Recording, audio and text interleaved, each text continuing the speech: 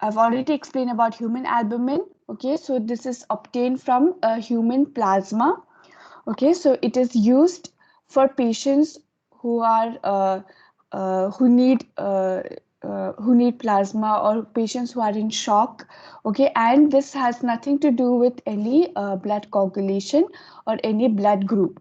Okay, and you can see here also this another picture of human albumin. Okay, so they do not have any oxygen carrying capacity.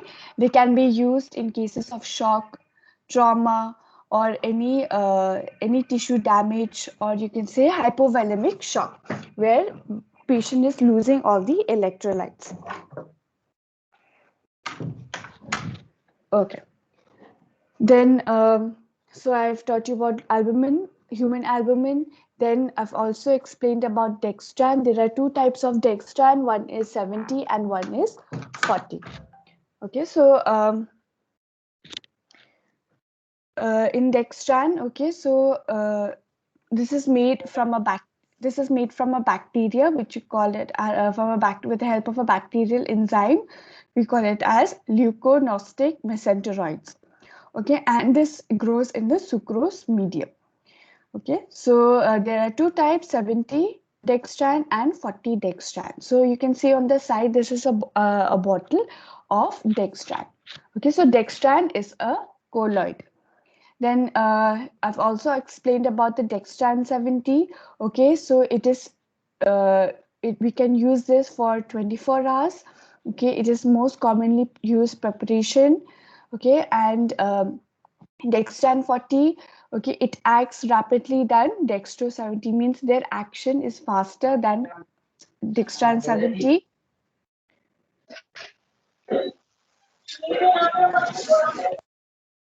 Hmm. Okay, so it reduces the blood viscosity, it reduces the blood thickness. Okay, then the total dose should not exceed more than 20 ml per kg in 24 hours. Okay, so this dextran 40, we can store it for 10 years and they are cheap as compared to other plasma expanders. Okay, and so I've explained to this. I've also explained about Hemosil also. Okay, Hemosil, it's a degraded gelatin polymer, which is also known as polygene. Okay, polygylene. It is a synthetic polymer, or it is a polypeptide of MW 30,000. It does not interfere with any blood group and does not have any connection with any cross matching also, and it is non-antigenic. Okay, so this Hemosil, it comes in this form. Okay, it is 500 ml bottle. Okay, it expands the plasma volume for how many hours? 12 hours. Dextran, Dextran 70 expands the plasma volume for more than for 24 hours. Okay, but Hemosil will expand for 12 hours. It is more expensive than Dextran, and it can be used for any heart and lung dialysis machine. Okay, and the brand name is Hemasil. You can see here the bottle. Okay, it is a 500 ml. So I've explained about human albumin, I've explained about dextran 70, dextran 40, and also Hemasil. So today I will start with, I will also continue with the colloid, that is Heta starch. Okay, Heta starch, we also call it as hydroxyethyl starch. Okay, so this is a chemical name, hydroxyethyl starch, or we call it as Heta starch. It is a complex mixture of ethoxylated amylopectin of various molecular sizes. The average is MW 4.5 lakhs. Okay, so it is basically it is a mixture of ethoxylated ethoxylated amylopectin of various molecular sizes. So what does this heterostache? We know heterostache is also a colloid. Okay, so colloid, what do? They expand the plasma volume. So it maintains the blood volume for a longer period. It does not cause any acute renal failure or any blood clotting problems. Okay, so it does not cause any failure of the kidneys, and it does not cause any coagulation blockage or any coagulation process disturbance. It improves the hemodynamic status for 24 hours. So it is very helpful for the patient. Okay, if patient comes in with a shock or hypovolemic shock, then we can give Hitastarch also to the patient. Okay, so Hitastarch is a colloid. So this Hitastarch, okay, you can see here also. So it is also available in 6% Hitastarch in 0.9% sodium chloride injection. Okay, so it can come in combination also with the crystalloid. Okay, so 6% of Hitastarch, which is a colloid, and it is mixed in 0.9% sodium chloride solution, which is a crystalloid. Okay, so this is Hitastarch. Then what are the adverse effects or what are the side effects if we are giving Hitastarch to the patient? Patient can have vomiting, mild fever, patient can have itching or redness all over the body, patient can have chills, feeling cold, flu-like symptoms. Okay, patient can have body ache, fever, cold, shivering. Okay, so these are like flu, headache. These are flu-like symptoms. Then the salivary glands also can be swelling. There will be edema. Then patient can have urticaria, bronchospasm, etc. So these are the adverse effects if we are giving Hitastarch to the patient. Then it comes in various names. It comes in Hitastarch also. It comes in the name of Expand also. Okay, Expand 6% injection. It comes in the volume is 100 ml or 500 ml VAG. Okay, so this Hitastarch, okay, it comes in 500 ml solution, or it can come in 100 ml solution. Okay, it depends on the brands. Okay, and it comes in the brand name like Hispan also. Okay, Hispan, or normally Hitastarch, or it can come in the word of Expand. It has also been used to improve harvesting of granulocytes because it accelerates the erythrocyte sedimation. So this helps in the formation of hemoglobin also. So therefore, what happens is our blood volume will increase. Okay, so adverse effects. Okay, patients can also have anaphylactic reactions, which I already said. Patient can have itching, can have rashes all over the body, mild fever, feeling of cold, chilling, okay, shivering, periorbital edema. There are, the eyes also can be swelling. Patient can have urticaria and itching. Okay, urticaria is nothing but rashes or allergies over the body. Okay, so what happens is on the skin there can be small rashes. Okay, which are a little bit swelling, and they are very itching. Okay, this can happen all over their body, not only on one area, but it can occur any part of the body. Okay, so these are the adverse reactions of Hitastarch. So any issues or any doubts regarding Hitastarch? Can I move on with the next? Yes, ma'am. Okay. So have you seen Hitastarch in the hospital? कभी देखा है in multi or in Metro Heart? Have you seen this? No, ma'am. No. Okay. Okay. So it's okay, but in the future, when you will work in the hospital, you will observe you will see this. Okay, in the wards. Then next is the PVP, or we call it as short for. This is a short form for polyvinyl pyrrolidine. Okay, polyvinyl pyrrolidine, or short form PVP. Okay, so this is very commonly used. Okay, a very common solution that we use in the hospital, that is betadine solution, or we call it as povidone solution. That I think you must have seen in the hospital. You have seen, right? Povidone solution, where before any surgery or before performing any surgery preparing the patient for operation. Okay, and if you have to perform dressing also, we can use povidone solution. Have you seen this? Especially in minor OT, you must have seen, I think. Yes, ma'am. Yes. Okay, so povidone or betadine is a category of polyvinyl pyrrolidine. Okay, so it is a synthetic polymer of average and molecular weight 40,000 used as a 3.5 solution. It was used as a blood plasma expander for trauma victims after the 1950s. So in the old, you can say the old generation. Okay, so since after 1950s. Okay, so they are using they are using PVP as a blood plasma expander because it will increase the blood volume and expands the plasma also. So this PVP interferes with the blood grouping and cross matching, and it is a histamine releaser.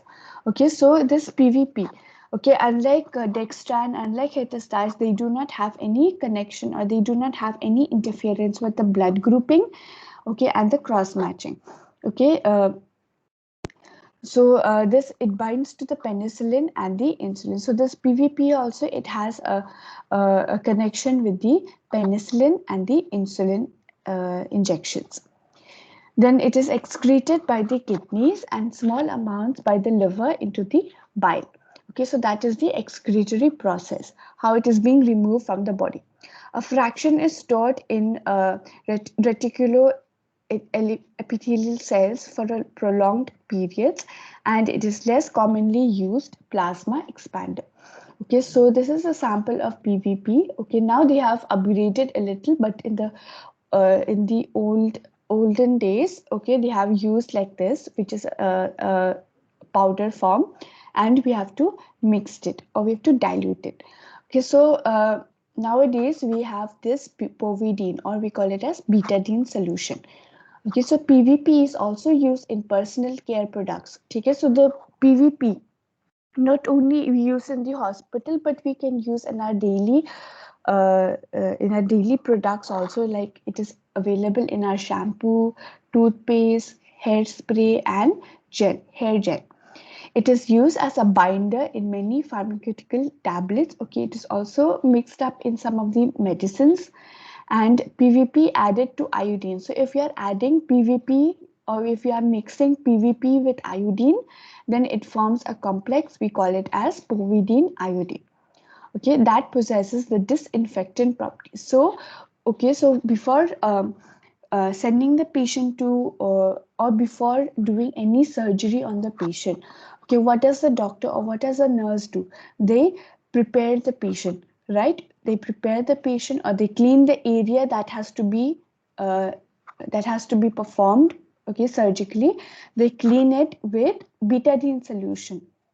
Okay, so why are they doing it? Because they will try to destroy or damage the microorganism that is present in the skin or it is present in the body.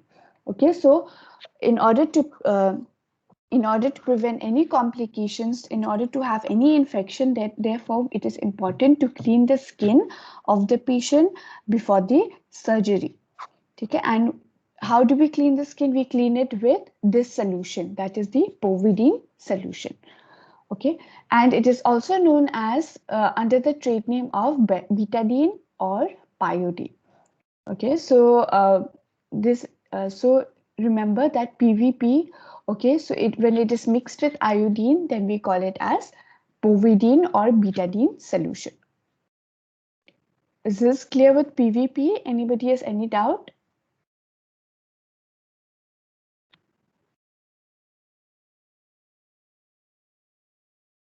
Shall I move on with the next slide? Yes, ma'am. Okay. So that was about PVP. So I've taught you about hetastarch and I've taught you about PVP. Now, coming with the contraindication. Given, excuse me. So when we should not give plasma expander, or what is this what is the situation when we should not give plasma expanders? Number one, if patient is having any allergy. Okay, patient is having any allergies to Heta starch, or patient is having any allergy to Hemosil or Dextran, okay, or betadine solution, then we should not give plasma expander. Then patient is suffering from any heart failure, okay, or patient is suffering from severe anemia or thrombocytopenia, or patient suffering from pulmonary edema and renal insufficiency, okay, where there is some uh, uh, you can say damage in the kidneys. Okay, so these are the contraindications or the indications where we should not give plasma expanders. Then some commercially used plasma volume expanders. Okay, so you can see here there is blood, there is plasma. Okay, then this is normal saline. Okay, and think this is it is not clear which fluid is this, but you know, there are many fluids that comes in 100 ml solution and also 500 ml solution. Okay, then coming to crystalloids.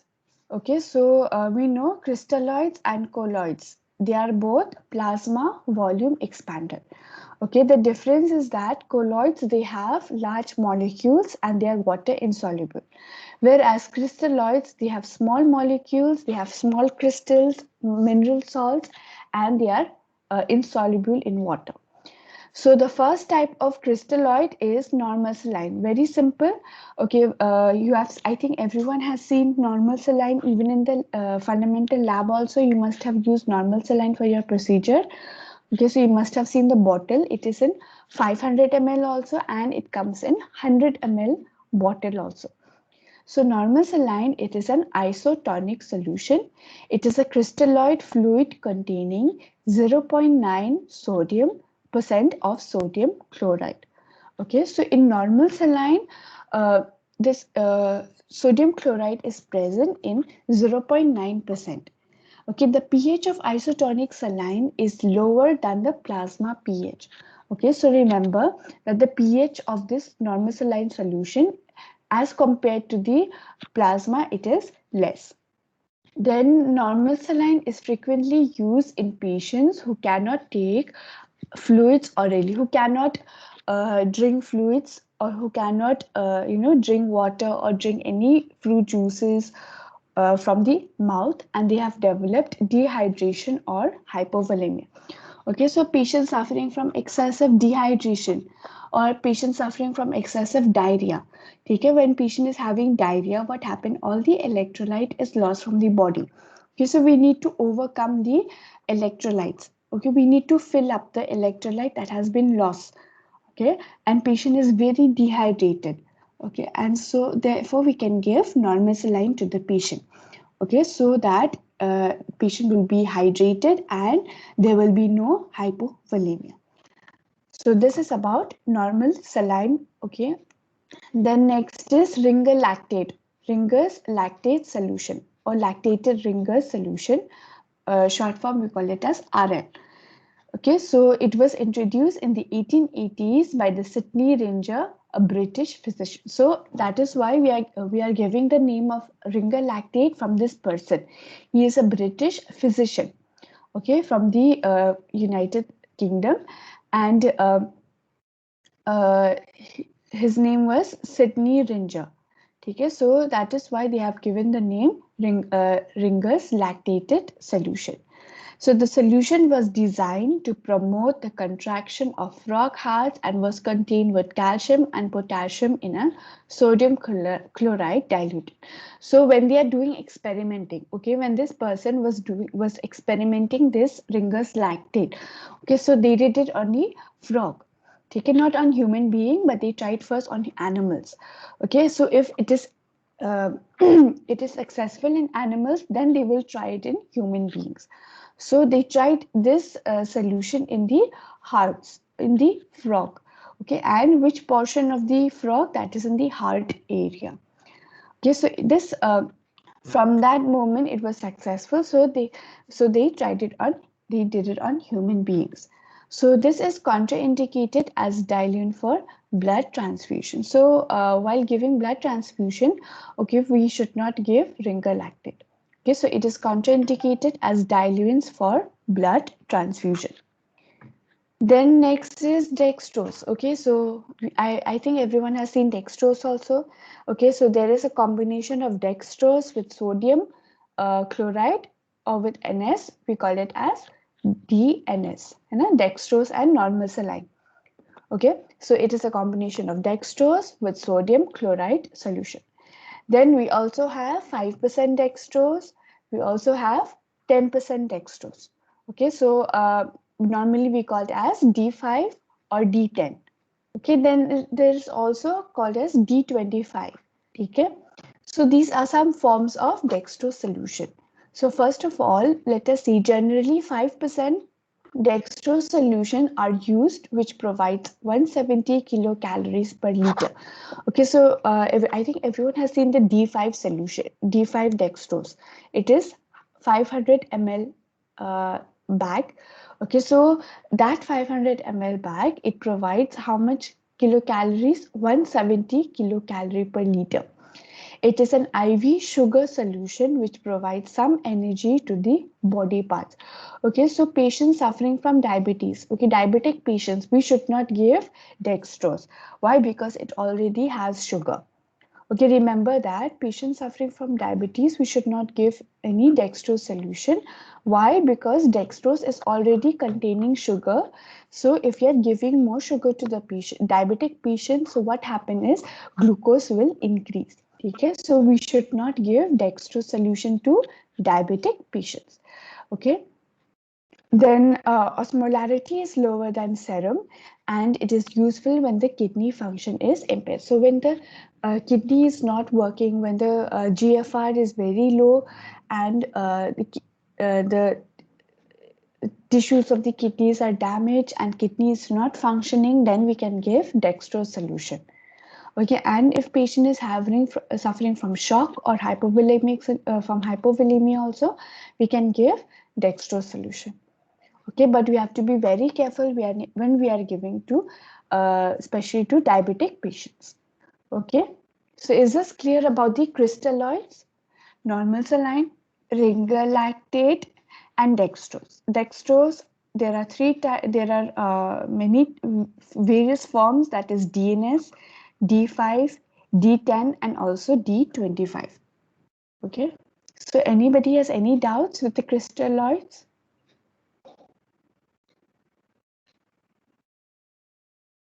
Yes or no?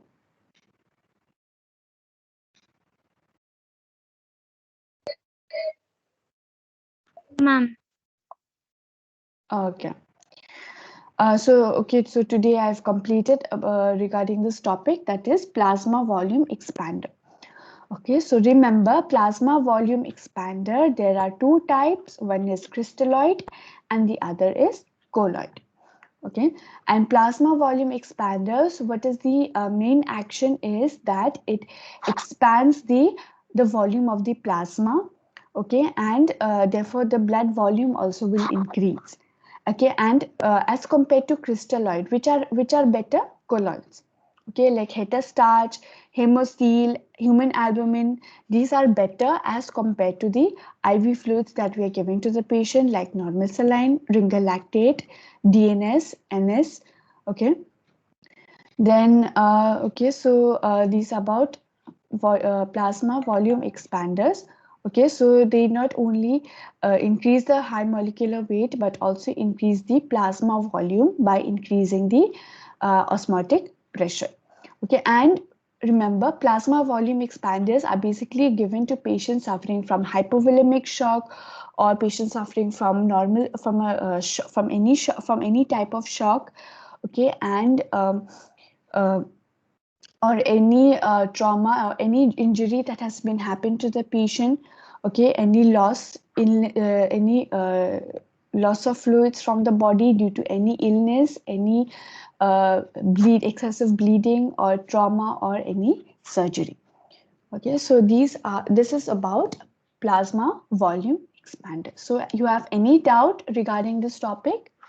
किसी को doubt है?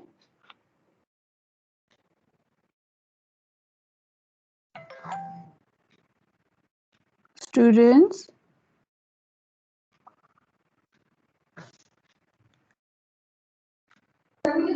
No, ma'am. Okay then. Okay, so send me the screenshot of the attendance, and I will send this PowerPoint in the group. So please have a look at the PowerPoint. If you have any doubt, any issue with any point on this topic, let me know. Okay, because this plasma volume expander is also a very important topic for the exam, because we normally use these IV fluids or the crystalloids or the colloids. We are normally using it in the hospital in cases of emergency, or when we have to replace the IV fluids to the patient. Okay, so thank you class, and I will send the PowerPoints. Please check it. Okay, and send me the screenshot. Okay, Thank you, class. ma'am. Okay, ma'am. Okay.